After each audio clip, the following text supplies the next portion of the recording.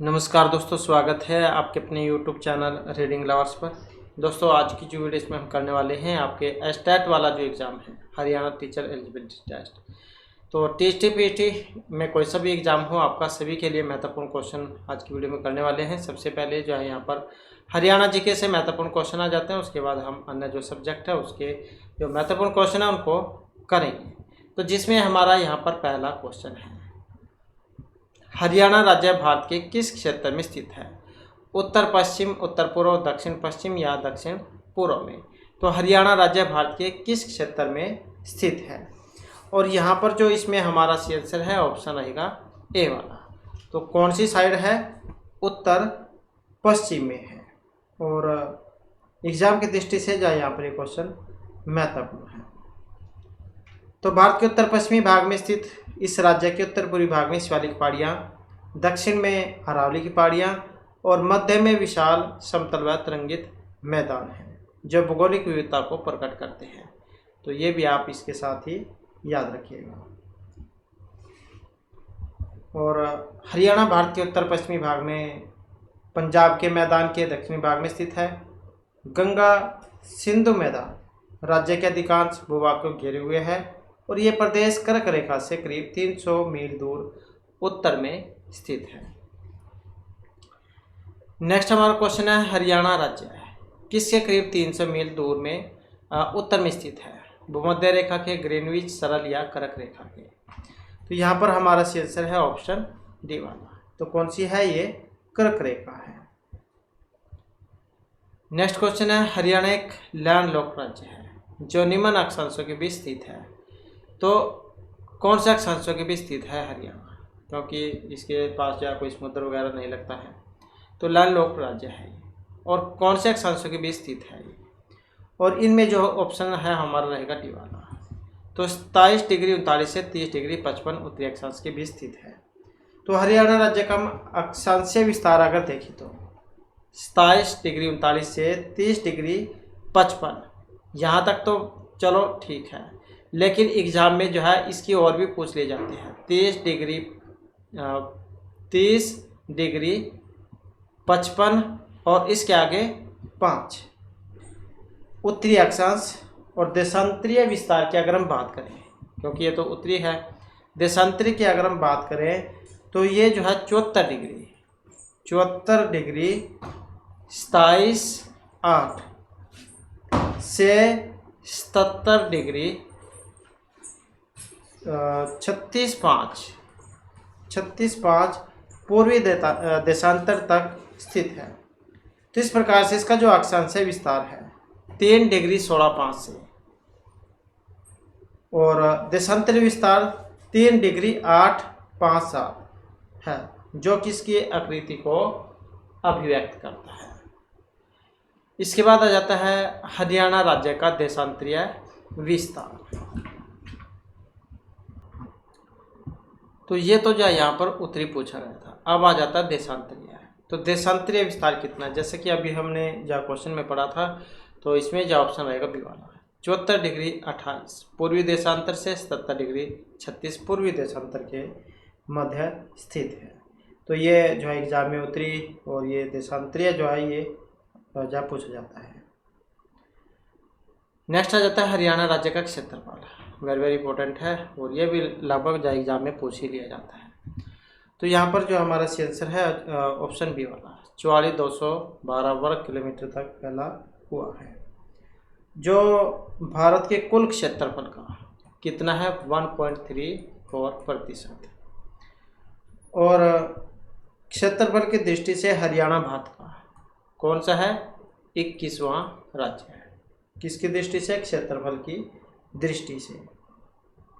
और क्षेत्रफल की दृष्टि से ही राज्य का सबसे बड़ा जो जिला है ये सिरसा है। कौन सा है? सिरसा।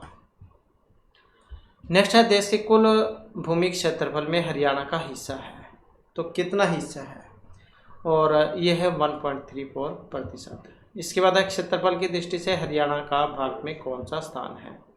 और इसमें रहेगा ऑप्शन सी 21वां। नेक्स्ट है, क्षेत्रफल की दृष्टि से हरियाणा राज्य का सबसे बड़ा जिला कौन सा है? तो क्षेत्रफल के अनुसार सबसे बड़ा जो जिला है ये सिरसा है। इसके बाद है इनमें से कौन सा प्रदेश हरियाणा के उत्तर पूर्व में स्थित है। तो हरियाणा के उत्तर पूर्व में है उत्तर प्रदेश, हिमाचल प्रदेश, पंजाब या फिर राजस्थान। और यहाँ पर हमारा आंसर है ऑप्शन सी वाला। तो उत्तर पूर्व में कौन सा है, तो ये हिमाचल प्रदेश है। उत्तर पूर्व में तो हो गई हिमाचल प्रदेश, क्योंकि और भी दिशाएं हैं। तो दक्षिण पश्चिम में कौन सा है, दक्षिण पश्चिम जो है इसमें है राजस्थान।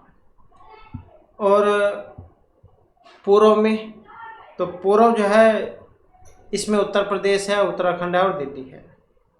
और उत्तर पश्चिम जो है इसमें पंजाब और चंडीगढ़ ये आ जाते हैं। इसी बाद हरियाणा के दक्षिण पश्चिम में स्थित है। तो दक्षिण पश्चिम में कौन सा है, गुजरात, राजस्थान, पंजाब या फिर उत्तर प्रदेश। और दक्षिण पश्चिम की अगर हम बात करें तो इसमें ऑप्शन सी है हमारा। तो कौन सा है यहाँ पर, राजस्थान है। नेक्स्ट आ जाता है कौन सा राज्य हरियाणा के पूर्व में है, राजस्थान, गुजरात, जम्मू कश्मीर या उत्तर प्रदेश। तो यहाँ पर पूर्व में पूछा गया है। तो पूर्व में कौन सा है, पूर्व में है उत्तर प्रदेश। इसके बाद आ जाता है इनमें से कौन सा प्रदेश हरियाणा के उत्तर पश्चिम में स्थित है, पंजाब, राजस्थान, हिमाचल प्रदेश या उत्तर प्रदेश। हरियाणा के उत्तर पश्चिम में स्थित है। कौन सा स्थित है, पंजाब। इसके बाद क्वेश्चन आ जाता है हरियाणा कितनी तरफ से दिल्ली से घिरा हुआ है, 1, 2, 3 या 4। तो हरियाणा कितनी तरफ से दिल्ली से घिरा हुआ है, और यह है 3 तरफ से। नेक्स्ट हमारा क्वेश्चन आ जाता है कौन सी नदी उत्तर प्रदेश को हरियाणा से अलग करती है, कावेरी, गंगा, नर्मदा या यमुना। कौन सी नदी उत्तर प्रदेश को हरियाणा से अलग करती है, तो अलग कौन सी करती है, और ये यमुना नदी है। इसके बाद यमुना नदी हरियाणा और उत्तर प्रदेश के बीच कौन सी सीमा बनाती है, पश्चिमी, पूर्वी, उत्तरी या फिर दक्षिणी। और इसमें है ऑप्शन सी हमारा। तो यह है पूर्वी सीमा। तो यमुना नदी हरियाणा और उत्तर प्रदेश के बीच सीमा बनाती है, तो ये पूर्वी है।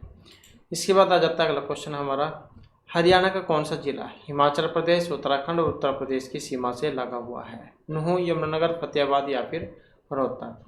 तो ये कौन सा जिला है जो यहाँ पर इनसे हिमाचल प्रदेश, उत्तराखंड और उत्तर प्रदेश से लगा हुआ है, और इसमें रहेगा ऑप्शन सी हमारा। तो कौन सा है, ये यमुनानगर है।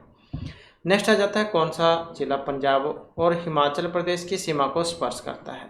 कौन सा स्पर्श करता है यहाँ पर, पंजाब और हिमाचल को, पंचकुला, करनाल, यमुनानगर या अम्बाला। तो कौन सा है, ये है पंचकुला। नेक्स्ट आ जाता है हरियाणा का कौन सा जिला राज्य के 7 जिलों की सीमा के साथ अपनी सीमा साझा करता है। तो 7 जिलों की सीमा के साथ अपनी सीमा साझा करता है, पंचकुला, चरखी दादरी, जींद या फिर भिवानी। तो ये कौन सा है, और ये है जींद। जयंती देवी जैन के नाम पर इसका नाम जींद पड़ा था, और हरिदेव हरियाणा के नाम से भी जाने जाते हैं। इसके बाद है हरियाणा का वह जिला कौन सा है जिसकी सीमाएं किसी दूसरे राज्य या केंद्र शासित प्रदेश से नहीं लगती है, रोहतक, चरखी दादरी, सोनीपत या दोनों है। तो हरियाणा का वह जिला जिसकी सीमाएं किसी दूसरे राज्य या केंद्र शासित प्रदेश से नहीं लगती है, तो ये दोनों आ जाते हैं, जिसमें रोहतक भी है और चरखी दादरी भी है। नेक्स्ट क्वेश्चन है हमारा, हरियाणा के किस जिले को राजस्थान राज्य ने 3 ओर से घेर रखा है, सोनीपत, फरीदाबाद, झज्जर या महेंद्रगढ़। तो राजस्थान राज्य के 3 ओर से घेरे हुए हैं, ये कौन सा है, तो ये महेंद्रगढ़ है। नेक्स्ट आ जाता है हरियाणा के कितने जिले राष्ट्रीय राजधानी क्षेत्र में आते हैं, 14, 18, 16 या 20। तो ये कितने जिले हैं जो राष्ट्रीय राजधानी क्षेत्र में आते हैं, तो कितने आते हैं, 14। इसके बाद हरियाणा का सबसे छोटा जिला पंचकुला, भिवानी, गुड़गांव या सोनीपत है। तो सबसे छोटा जिला कौन सा है, सबसे छोटा जिला कौन सा है, तो ये पंचकुला है। इसके बाद हमारा क्वेश्चन आ जाता है किस भूगर्भीय काल में हरियाणा राज्य की भूगर्भिक संरचना में महत्वपूर्ण परिवर्तन हुए थे, तो ओजोइक, पेलोजोइक, मेसोजोइक या केनोजोइक काल में। तो किस काल में जहाँ महत्वपूर्ण परिवर्तन हुए हैं, और महत्वपूर्ण जो परिवर्तन है ये मेसोजोइक जो काल है इसमें हुए थे। नेक्स्ट क्वेश्चन है हमारा, किस भूगर्भीय काल में हरियाणा राज्य में नदी, नाले, पहाड़ आदि का सुचारू रूप से निर्माण हुआ था, पेलोजोइक में, मेसोजोइक, केनोजोइक या ओजोइक में। तो नदी, नाले, पहाड़ आदि का सुचारू रूप से निर्माण हुआ था, और ये था केनोजोइक। जायकाल। नेक्स्ट हमारा क्वेश्चन आ जाता है, भौगोलिक दृष्टि से हरियाणा को 3 इकाइयों में बांटा गया है। तो एक इसमें नहीं है, पानीपत, हरियाणा, कुरुक्षेत्र या भटियाला। तो 3 इकाइयों में बांटा गया है, इनमें से एक नहीं है जो ऑप्शन ए में दी गई है, पानीपत। नेक्स्ट हम आ जाता है क्वेश्चन हमारा। अब क्वेश्चन है कि हरियाणा का कौन सा जिला रेतीला नहीं है? सिरसा, भिवानी, कुरुक्षेत्र या महेंद्रगढ़। अब रेतीला नहीं है कौन सा? जहाँ पर पानी ऊपर ही होगा, वाटर लेवल सही होगा, तो वहाँ पर रेत नहीं होगा, जो ऑप्शन बी में है, कुरुक्षेत्र। नेक्स्ट आ जाता है, हरियाणा की किस भौगोलिक इकाई को जटियाड़ क्षेत्र भी कहा जाता है? भटियाला, कुरुक्षेत्र, हरियाणा, इन सभी को। तो हरियाणा की किस भौगोलिक इकाई को जटियाड़ जो क्षेत्र है कहा जाता है? जटियाड़ क्षेत्र जो ये हरियाणा को कहा जाता है। नेक्स्ट आ जाता है, भटियाला भौगोलिक क्षेत्र में कौन सा जिला सम्मिलित है? फतेहाबाद, महेंद्रगढ़, सिरसा या हिसार। भटियाला भौगोलिक क्षेत्र में, तो इसमें जो आ जाता है, जो ये ऑप्शन ए में आया है, कौन सा? फतेहाबाद। नेक्स्ट आ जाता है क्वेश्चन, भटियाला पर प्राचीन काल में किसका बाहुल्य था? जाटों का, राजपूतों का, दोनों का या किसी का भी नहीं। तो भटियाला पर प्राचीन काल में किसका बाहुल्य था? बाहुल्य जो है इसमें राजपूतों का था, तो ऑप्शन होगा बी वाला। नेक्स्ट हमारा क्वेश्चन आ जाता है, हरियाणा का निम्नलिखित में से कौन सा प्राकृतिक भाग सबसे बड़ा है? शिवालिक का पहाड़ी भाग, रेतीला मैदानी या अरावली की पहाड़ियों का शुष्क मैदानी भाग। तो हरियाणा का कौन सा भाग सबसे बड़ा है? प्राकृतिक भाग सबसे बड़ा है। प्राकृतिक भाग की बात करें तो ये मैदानी भाग है। नेक्स्ट है, राज्य के कितने भूभाग पर अरावली की अवशिष्ट पहाड़ियों का विस्तार पाया जाता है? तो कितना भूभाग है जिस पर अरावली की अवशिष्ट पहाड़ियों का विस्तार पाया जाता है? एक होती है शिवालिक की पहाड़ियाँ और एक है अरावली की। शिवालिक की पहाड़ियाँ जो पंचकुला वाला क्षेत्र है, शिवालिक की पहाड़ियों का है, और ये जो दक्षिण वाला क्षेत्र है ये आ जाता है इसमें। तो अरावली के अवशिष्ट पहाड़ियों का विस्तार कितना है? और इसमें जो है ये 3.09% है। नेक्स्ट आ जाता है, हरियाणा राज्य के कितने भूभाग पर शिवालिक पर्वत श्रेणियों का विस्तार पाया जाता है? तो यहाँ पर अरावली का तो है 3.09 और शिवालिक पर्वत श्रेणियों का कितना है? तो इनका देखें तो ये है 1.67, मतलब 1.67%। इसके बाद आ जाता है, भौगोलिक विशेषताओं के आधार पर हरियाणा की भूभाग को मुख्य रूप से कितने भागों में बांटा गया था? तो भौगोलिक विशेषताओं के आधार पर भूभाग को कितने भागों में बांटा गया था? तो कि ये कितने हैं और इनकी जो संख्या ये 8 है। तो ऑप्शन जो हमारा यहाँ पर सी वाला हो जाएगा। तो 8 जो भाग है इसमें इनको बांटा गया था। नेक्स्ट जो हमारा यहाँ पर क्वेश्चन आ जाता है,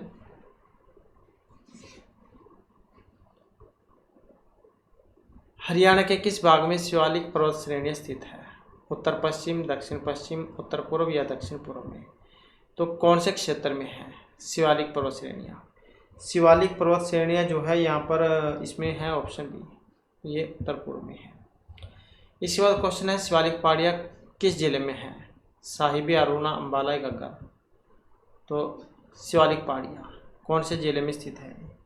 और ये अम्बाला या फिर पंचकुला हो तो उसमें है। नेक्स्ट है, शिवालिक की पहाड़ियाँ जिले में नहीं पाई जाती है? अम्बाला, सिरसा, पंचकुला या यमुनानगर में। तो कहाँ पर नहीं पाई जाती है? और ये है सिरसा। इसके बाद क्वेश्चन आ जाता है, हरियाणा के किस जिले के निकट मौनी पहाड़ियाँ हैं? तो मौनी की पहाड़ियाँ क्रो चोटी है, यहाँ पर सबसे ऊंची 15 से 14 मीटर इसकी ऊंचाई है। तो ये कहाँ पर है? अम्बाला, यमुनानगर, करनाल या पंचकुला में मौनी की पहाड़ियाँ। तो ये पंचकुला में है। इसके बाद है, मौनी पहाड़ियों का सर्वोच्च शिखर क्रोट कोई सा भी नहीं, कौन सा है? जैसे कि अभी हमने क्वेश्चन में बात ही की, तो ये क्रोह है। इसके बाद क्वेश्चन है, इनमें से कौन सी पहाड़ियाँ हिमालय के मैदानों के बीच योजक है? टिपरा की पहाड़ियाँ, मौनी, अरावली, अम्बाला की पहाड़ियाँ। तो कौन सी पहाड़ियाँ हिमालय के मैदानों के बीच में योजक का काम करती हैं? तो ये मौनी की पहाड़ियाँ हैं। इसके बाद है, मौनी और टिपरा श्रेणियाँ ये किसके द्वारा अलग होती है? यमुना नदी, घग्गर नदी, सरस्वत नदी या मार्कंडा नदी के द्वारा। मौनी और टिपरा श्रेणियाँ ये अलग होती हैं, तो जो ऑप्शन बी में है यहाँ पर घग्गर जो नदी है। इसके बाद हमारा क्वेश्चन आ जाता है, गिरिपाद मैदान का विस्तार हरियाणा के किस जिले में नहीं पाया जाता है? गिरिपाद मैदान का विस्तार यमुनानगर, रोहतक, अम्बाला या पंचकुला में। अब यहाँ पर देखें तो ऑप्शन सी वाला है हमारा, तो कौन सा है? ये रोहतक है। इसके बाद है गिरिपाद मैदान को स्थानीय भाषा में किस नाम से जाना जाता है? बांगर, घर, खादर या ताल के नाम से गिरिपादीय मैदान को। ऊपर क्वेश्चन में हमने पढ़ा था कि गिरिपाद मैदान का विस्तार हरियाणा के किस जिले में नहीं पाया जाता है? तो ये रोहतक है। अब गिरिपाद मैदान को स्थानीय भाषा में किस नाम से जाना जाता है? तो घर इसको कहा जाता है। इसके बाद है राज्य में पहाड़ी भाषा में जो चो है ये कहा जाता है? यमुना व घग्गर नदी के मध्य के उपजाऊ मैदान को, अरावली के पथरीले प्रदेश को, गिरिपाद मैदान में नदी द्वारा निर्मित घाटों को या बालू के टिब्बों को। ये जो शब्द आया है ये कहा जाता है, किसको कहा जाता है? तो ये कहा जाता है गिरिपाद मैदान में नदियों के द्वारा निर्मित जो गड्ढे हैं उनको। नेक्स्ट क्वेश्चन आ जाता है यमुना तथा घग्गर नदी के बीच फैली ऊंची भूमि के जलोढ़ मैदान को क्या कहा जाता है? यमुना और घग्गर नदियों के बीच फैली ऊंची भूमि के जलोढ़ मैदान को, तो इसे हम बांगर, खादर, तरंगित मैदान या अनकाई दत्तन क्या कहा जाएगा? तो इसको जो ऑप्शन ए में दिया गया है अर्थात जो बांगर है इसको कहा जाएगा।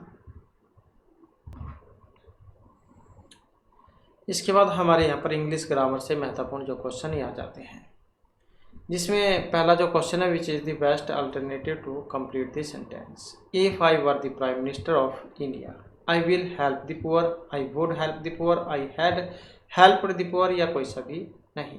तो कौन सा यहाँ पर आना चाहिए? If I were the prime minister of India, तो यहाँ पर जो इसमें माना गया है कौन सा?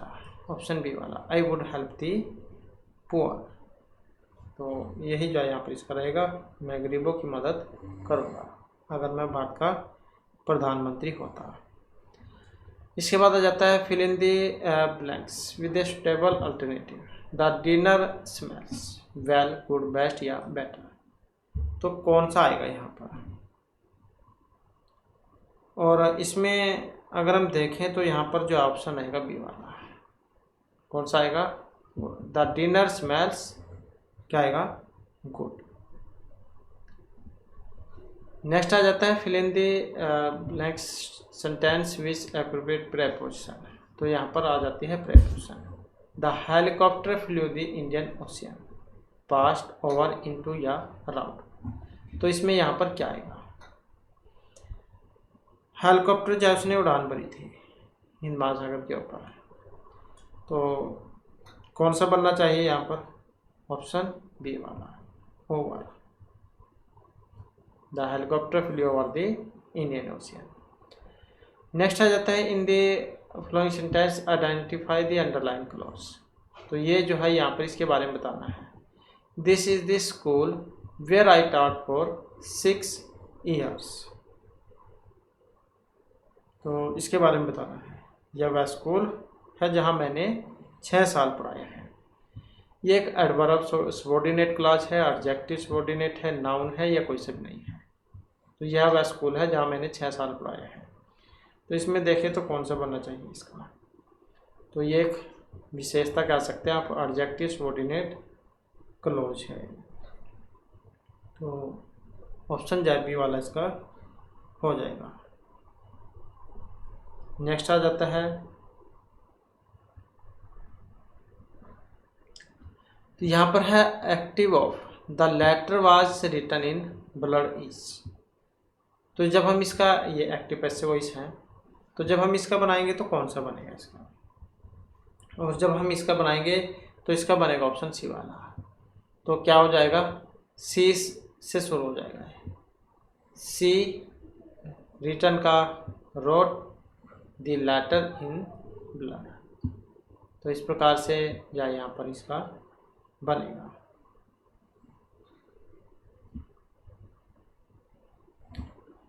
नेक्स्ट आ जाता है the active transformation I was kept awake by the noise of the traffic is. तो यहाँ पर भी सेम वैसे ही बदलना है, और जब हम इसको चेंज करेंगे तो कौन सा बनेगा? तो इसका जो है यहाँ पर बनेगा ऑप्शन बी वाला, the noise of the traffic kept me awake. क्योंकि जो ट्रैफिक जो उसका शोर ने उसे जगाए रखा था। तो यही जो इसका बनेगा। इसके बाद आ जाता है अगला क्वेश्चन हमारा, द करेक्ट सेंटेंस इज, तो इसमें जो आपने सही बताना है, the bag together with the books are lost, the bag together with the book is lost, the bag together with the books is lost, the bags together with the books is lost. अब कौन सा यहाँ पर सही होना चाहिए? तो यहाँ पर जो इसमें सही अगर हम देखें तो ऑप्शन सी वाला है, the bag together with the books is lost. तो यही जो यहाँ पर बनेगा इसका, किताबों सहित बैग खो गया है। इसके बाद है match the meaning in the idiom. तो जैसे मुहावरे लोकोक्ति होती हैं हिंदी में, तो इसी प्रकार से यहाँ पर है ये। तो इसमें देखें तो इसका मतलब क्या होता है? टू पुट ऑफ का मतलब इंस्टिगेट, इरेट, टर्न डाउन या वेरी हंग्री, क्या मतलब होता है इसका? और टू पुट ऑफ मतलब टालना, तो कौन सा बनेगा इसका? ऑप्शन सी वाला, टू टर्न डाउन, ठुकराना। तो इस प्रकार से जो यहाँ पर इसका बनेगा। और ये मुहावरे लोकोक्तियाँ जो एक ना एक तो एग्जाम में आई जाती हैं, एक तो पूछ ही जाती है। इसके बाद नेक्स्ट आ जाता है द मीनिंग आइडियम। यहाँ पर भी सेम वैसे ही है, to keep one shirt on each. तो यहाँ पर भी इसका मतलब आपने बताना है, अपनी कमीज पहने रखना का मतलब, to keep one shirt each one, अपनी कमीज पहने रखना। To be interval on self, one self, one temper या एवरी अल्टरनेटिव। तो इसका मतलब क्या है यहाँ पर? तो इसका जो अर्थ है यहाँ पर ऑप्शन सी में जो दिया गया है, टू कंट्रोल वंस टेम्पर। तो इसका मतलब होता है अपने, to keep one shirt on मतलब अपनी कमीज पहने रखना। तो इसका मतलब है अपने गुस्से पर नियंत्रण रखना। इसके बाद आ जाता है यहाँ पर एंटोनियम्स, विपरीतार्थक, विलोम, उल्टे जो होते हैं जैसे हिंदी में, तो वैसे ये भी हैं। फॉलो, सबमिट, रिट्रीट, डिस्पर्स, क्या बनेगा इसका? तो यहाँ पर इसका अगर हम देखें तो कौन सा बनेगा? ऑप्शन डी वाला, रिट्रीट जो है यहाँ पर इसका बनेगा, क्योंकि विपरीतार्थक जो है विलोम वो हमने इसका बनाना था। इसके बाद आ जाता है नेक्स्ट क्वेश्चन हमारा, और क्वेश्चन है इसका समानार्थक। सार्डोनिक जो है इसका समानार्थक बताना है। मिसरेबल है, कर्ल, सरोफुल या नोइसी। तो कौन सा होता है इसका मतलब? इसका अर्थ जो है यहाँ पर ऑप्शन सी में आया है, स्कोरनफुल जो है इसका अर्थ यहाँ पर लिखा है, क्योंकि इसके जैसे ही बताना था समानार्थक। इसके बाद find out the correct indirect narration the flowing direct speech. तो अलास यहाँ पर आया है, आई एम अनडाउन। तो कौन सा लगेगा इसका? एक्सलेम्ड लगेगा, टोल्ड अलास लगेगा, एक्सलेम्ड सैडली लगेगा, या कोई सा भी नहीं लगेगा। तो इसमें कौन सा लगता है? जहाँ पर अलास होता है। और इसमें अगर हम देखें तो ऑप्शन सी वाला जहाँ इसका बनेगा, तो उदासी अर्थ में होता है अलासी। तो ही एक्सलेम्ड सैडली दैट ही, आई जा इसके अनुसार चेंज हो जाएगा, ही वाज अनडाउन। तो इस प्रकार से जो यहाँ पर ये चेंज होगा। उसने दुखी होकर कहा कि वह असफल हो गया है। ये exclaimed sadly that he was undown। Next आ जाता है select the correctly punctuated sentence in this group। तो यहाँ पर जो सही है वो आपने बतलाना है। जैसे हिंदी में आते हैं विराम चिन्ह लगाने वाले, तो इस प्रकार से जिसमें सही जो लगे हुए कॉमेंट, तो वो बताना है कौन से वाला है। तो इसमें अगर हम विराम चिन्ह को लगाकर देखें तो सही वाक्य जो इसमें बन रहा है कौन सा? ऑप्शन बी वाला, my favourite teacher who just happens to my uncle retired from the university last summer. तो ये वाला जो इसमें बन रहा है, मेरे पसंदीदा शिक्षक जो संयोग से मेरे चाचा हैं, पिछले साल गर्मी में विश्वविद्यालय से सेवानिवृत्त हो गए। इसके बाद आ जाता है यहाँ पर सही स्पेलिंग वाला। अब इसमें सही स्पेलिंग बतानी है कौन से की सही है। सही स्पेलिंग की बात करें तो ऑप्शन सी वाली है, BIVOUAC। तो यही यहाँ पर सही है। नेक्स्ट क्वेश्चन आ जाता है हमारा यहाँ पर, choose the correct form of verb that in agreement with the subject. My friend and I invited to the party. तो my friend and I is, being, has, have या वाज। तो क्या आएगा यहाँ पर? और इसमें अगर हम देखें तो my friend and I invited to the party, तो इसमें बनेगा ऑप्शन सी वाला। My friend and I have been, I have been invited to the party, तो यही जो इसका बनेगा। इसके बाद फिर हमारे जो अन्य सब्जेक्ट है मैथ के, तो ये क्वेश्चन आ जाते हैं। और जिसमें जो हमारा यहाँ पर पहला क्वेश्चन है, ब्याज की दर ज्ञात कीजिए जिस पर ₹100 की राशि 10 वर्ष की अवधि में ₹200 हो जाएगी। तो दर बतानी है यहाँ पर, ₹100 की राशि है और 10 साल की अवधि में 200 हो जाएगी, तो दर कितनी है? तो यहाँ पर जो इसमें आंसर है ऑप्शन ए वाला, तो कितनी है? 10%। यहाँ पर क्या है, इसका साधारण ब्याज वाला जो सूत्र है वो लगाना है, मूलधन गुणा दर गुणा समय बटे 100। और दर का कौन सा है?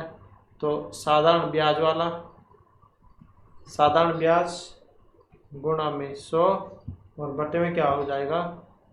मूलधन और गुणा में समय। तो ये हो जाएगा यहाँ पर, तो इसमें क्या हो जाएगा? 200 माइनस 100 और गुणा में 100 और बटे में क्या हो जाएगा? 200 गुणा में 10। तो जब इसे हल करेंगे क्या आएगा? 10%। नेक्स्ट आ जाता है क्वेश्चन हमारा, नालंदा और नवादा, ये दो शहर हैं। साबिन नालंदा से नवादा तक 30 किलोमीटर प्रति घंटा तक की रफ्तार से जाता है और वापस प्रारंभिक बिंदु पर 70 किलोमीटर प्रति घंटा से आता है। पूरी यात्रा के दौरान उसकी औसत रफ्तार क्या थी? तो ये जैसे नाव वाले क्वेश्चन होते हैं, जाने में इतने समय लगे और आने में इतने समय लगे, तो सेम वैसे ही क्वेश्चन है। तो इसमें जो है ऑप्शन डी वाला बनेगा। तो कितना बनेगा? 42 किलोमीटर घंटे की चाल। नेक्स्ट क्वेश्चन आ जाता है हमारा यहाँ पर, और ये सीधा भी हो जाएगा, औसत चाल निकाल के 2 गुणा में 30 गुणा में 70 और बटे में 70 प्लस में 30। तो जब इसे हल करेंगे तो ये आ जाएगा 2, 3 और 7, 42 किलोमीटर घंटा। नेक्स्ट आ जाता है कोच सहायक। एक कोच की मरम्मत 12 दिनों में करता है, उसके तकनीशियन वही जॉब 18 दिवस में पूरा करते हैं। यदि दोनों एक साथ मिलकर उस कार्य को करें तो कार्य कितने दिनों में पूरा हो जाएगा? तो कितने दिन में पूरा हो गए? तो ये हो जाएगा 7.2 दिन में। इसके बाद है 15 मीटर विकर्ण वाले एक वर्गाकार का क्षेत्रफल क्या होगा? 15 मीटर विकर्ण वाले एक वर्गाकार का क्षेत्रफल, तो क्षेत्रफल कितना होगा? तो ये होगा 112.5 वर्ग मीटर। इसके बाद है नेक्स्ट क्वेश्चन हमारा, और क्वेश्चन है, एक बिजली का उपकरण है, हर 60 सेकंड के बाद बीप की आवाज़ करता है। एक और बिजली उपकरण हर 62 सेकंड के बाद बीप प्रस्तुत करता है। उन्होंने एक साथ सुबह 10 बजे बीप किया था, तो अगली बार वे कब पहले एक साथ बीप करेंगे? तो यहाँ पर 60 और 62 इनका क्या है? एलसीएम हो जाएगा। तो एलसीएम कितना होगा इनका? आएगा 2 गुणा में 2 गुणा में 15 गुणा में 31, मतलब कितना आ जाएगा? 1860। तो ये 60 से फिर भाग हो जाएगा, तो कितना आ जाएगा? 31 मिनट। 31 मिनट का मतलब क्या है? 10:31 और क्या है? AM।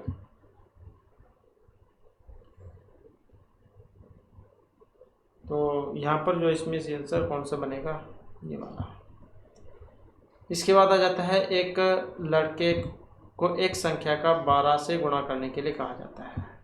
भूलवश उसने संख्या को 21 से गुणा किया एवं सही उत्तर से उसका उत्तर 63 ज़्यादा है, तो संख्या कौन सी थी?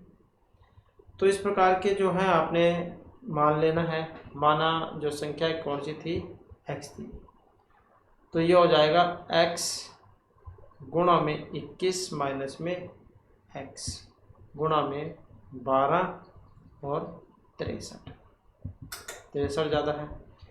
तो जब इसे हल करेंगे तो क्या आ जाएगा, 9x बराबर 63 और x बराबर कितना आ जाएगा, 7।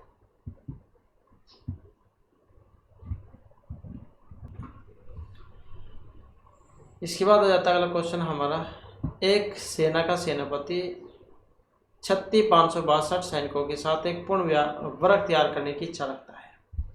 इसकी व्यवस्था के बाद कुछ सैनिक बच गए, तो कितने सैनिक बच गए थे, तो कितने बच गए थे यहाँ पर, तो इसके लिए क्या है, ये जो संख्या दी गई है 36 56 2, तो इसका क्या निकल के आएगा, तो जब हमसे मैथ्स तक जो होता है तो ये निकल के आएगा इसका 81।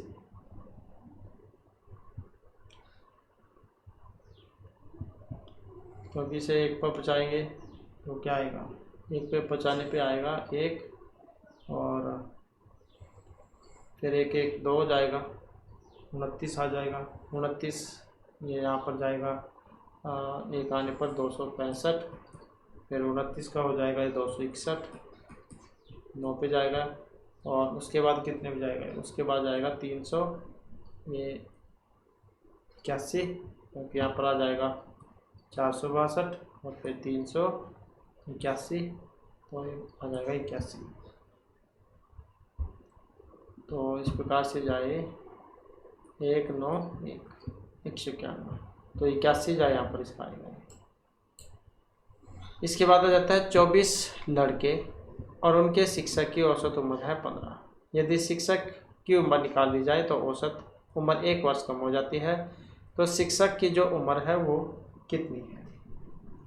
तो यहाँ पर भी आपने क्या है, माना शिक्षक की उम्र है x वर्ष, तो 24 लड़के और उनके शिक्षक की औसत उम्र 15 है। यदि शिक्षक की उम्र निकाल दी जाए तो औसत 1 वर्ष कम हो जाती है, तो शिक्षक की उम्र, तो इसमें क्या हम माना शिक्षक की उम्र x हो जाएगी, तो ये बन जाएगा 25, मतलब इसमें 1 जोड़ेंगे तो 25 गुणा में 15 माइनस में x बराबर कितना हो जाएगा, 24 गुणा में 14, क्योंकि 1 साल इसमें से कम करेंगे तो ये हो जाएगा 375 माइनस x बराबर 336, तो x बराबर जो है ये 39 वर्ष आएगा।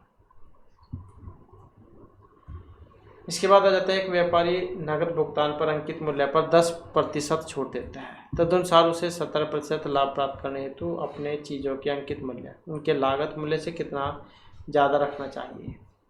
तो कितने ज़्यादा यहाँ पर रखा जाना चाहिए, तो यह है 30%। तो यहाँ पर भी वैसे ही होगा, वस्तु का क्रय मूल्य कितना है 100 और अंकित मूल्य इसको x मान लेंगे हम, तो ये x बराबर क्या हो जाएगा, x बराबर हो जाएगा 90/100 और बराबर 117। तो x बराबर फिर क्या आएगा, ये आ जाएगा x बराबर 117 गुणा में 100/90। तो जब इसे हल करेंगे 130 आएगा, यानी कि क्रय मूल्य से 30% ये अधिक है। इसके बाद एक संख्या से 10% कम करने पर वह 30 हो जाती है, तदनुसार वह संख्या क्या होगी, तो वह संख्या कौन सी होगी। तो यहाँ पर भी वैसे ही, यदि संख्या क्या है x है, संख्या क्या है x, तो x बराबर क्या हो जाएगा, x बराबर हो जाएगा 90/100 बराबर में 30। तो x बराबर में कितना आएगा, तो x बराबर में आ जाएगा 3000/90 और ये कितना आ जाएगा 100/3 कितना होता है 33 है, ये 1/3 ये वाला।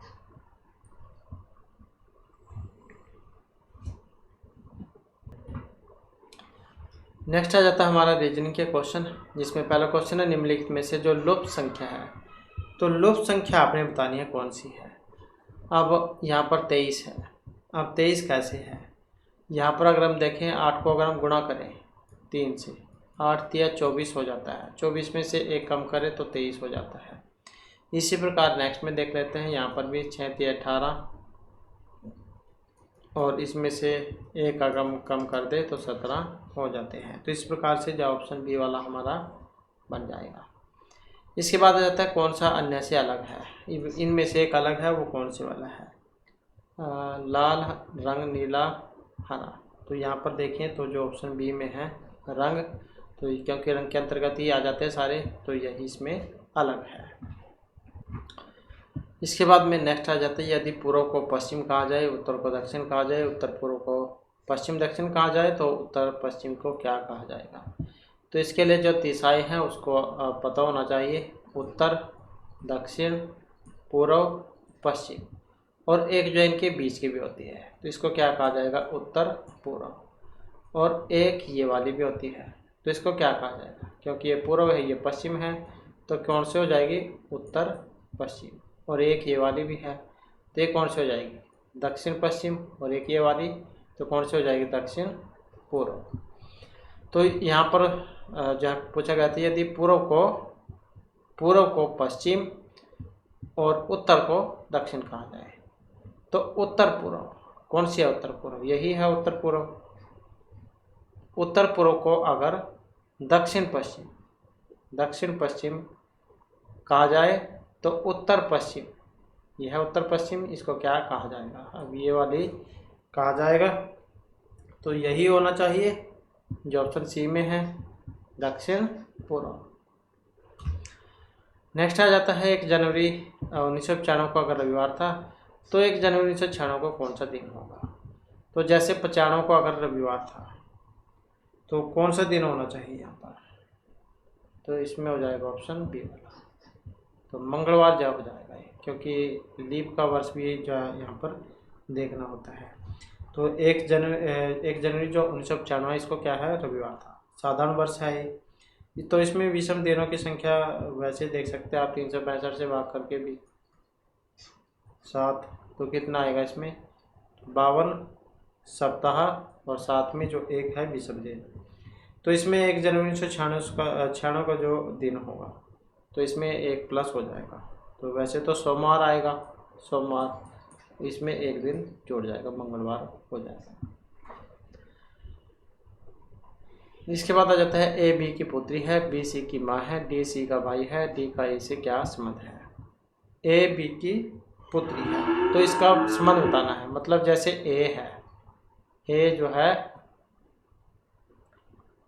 ये बी की क्या है, ये हो गया बी की क्या है, पुत्री है, पुत्री। ए बी की पुत्री है, बी सी की माँ है, बी जो है सी की क्या है, माँ, बी सी की माँ है, डी सी का भाई है, डी जो है ये इस सी का क्या है, भाई, तो डी सी का भाई है। और डी का ए से, अब ये वाला जो है ये आपने बताना है। अब इसमें देख सकते हैं ये पुत्री हो गई, ये माँ हो गई, ये भाई हो गया, तो ये कौन है, तो ये जो है यहाँ पर कौन सा है, तो इसका भाई।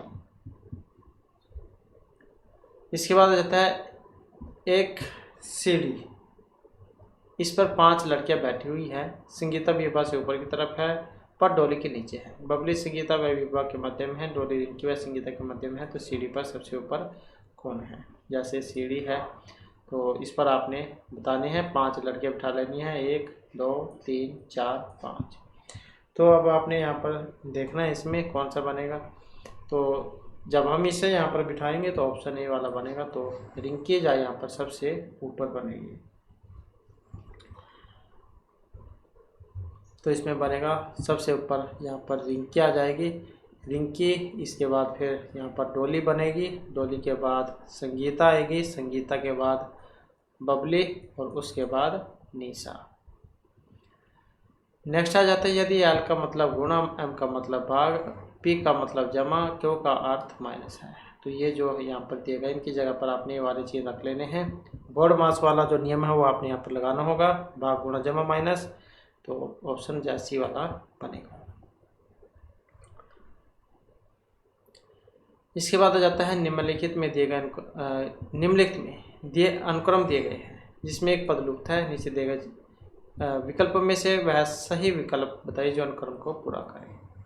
तो कौन सा वाला पूरा करेगा यहाँ पर इससे आगे। तो यहाँ पर अगर हम देखें तो कौन सा वाला बनेगा, तो इसमें बनेगा ऑप्शन डी वाला।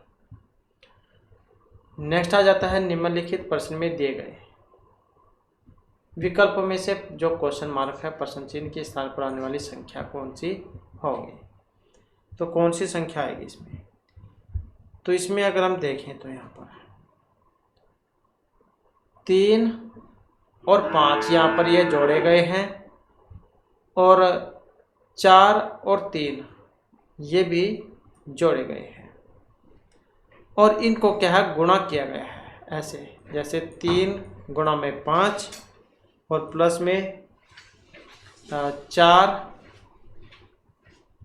और 7 इस प्रकार से जोड़े गए हैं। 5 और 3 8 ये गुणा, यहाँ पर ये जमा है ये गुणा है, तो 7 और 4 11, तो 11 8 88। तो इस प्रकार से आया है ये।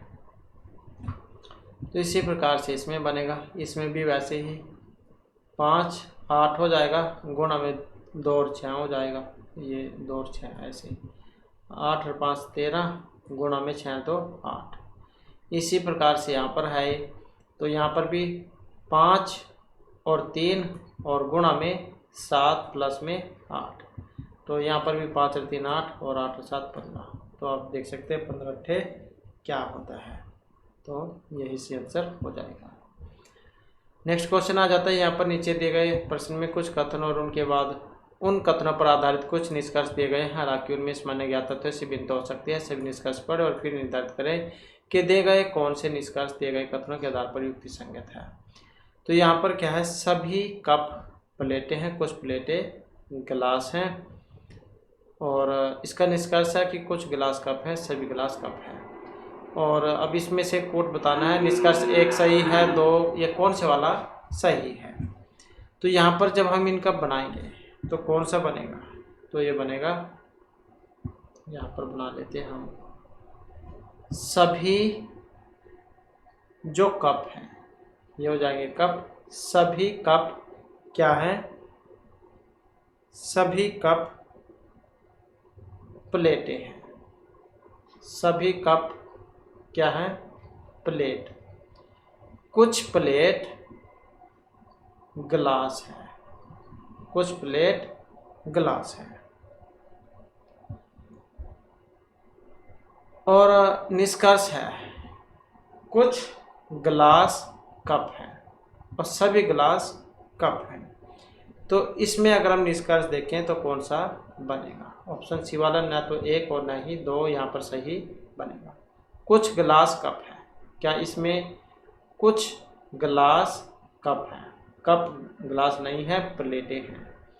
और सभी गिलास कप है, क्या इसमें अगर हम देखें सभी गिलास कप है, तो नहीं है। तो इसी कारण से ये या कोई सा भी सही इसमें नहीं है।